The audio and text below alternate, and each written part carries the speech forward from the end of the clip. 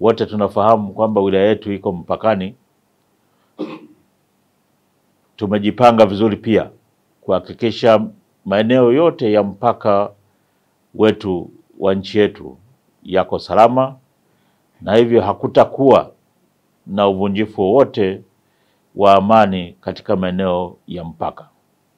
Kwa hiyo nitoe wito kwa wananchi kujitokeza kwa wingi kuhakikisha wanashiriki kutekeleza haki yao kwa mujibu wa katiba ya kuwachagua viongozi wao kwa hali ya usalama na utulivu.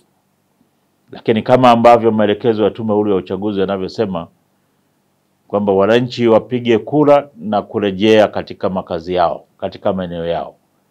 Waache Tume Huru ya Uchaguzi iendelee kufanya kazi ya kuhesabu na hatimaye kutangaza matokeo ya wale watakaoshinda katika uchaguzi huu.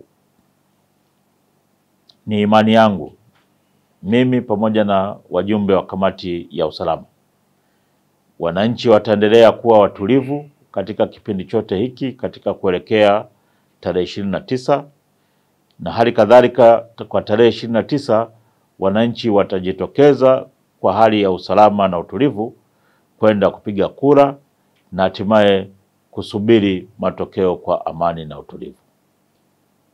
Hicho ndicho ambacho sisi kamati ya usalama ya wilaya yetu ya Mkinga tunapenda kuhakikishia wananchi kwamba tumejipanga vizuri tangu kampeni zilipoanza na mpaka sasa zinapoenda kuhitimishwa, lakini pia tumeendelea kujipanga vizuri kuhakikisha zoezi la upigaji wa kura na hatimaye uhesabuji wa kura na utangazaji wa matokeo vinafanyika kwa amani na utulivu. Nawashukuru sana kwa kunisikiliza. Niwaombe waandishi wa habari kwamba mtusaidie kufikisha taarifa hii kwa wananchi, nikiamini kwamba wananchi watajitokeza kwa wingi kutimiza wajibu wao kwa mujibu wa katiba. Asanteni sana.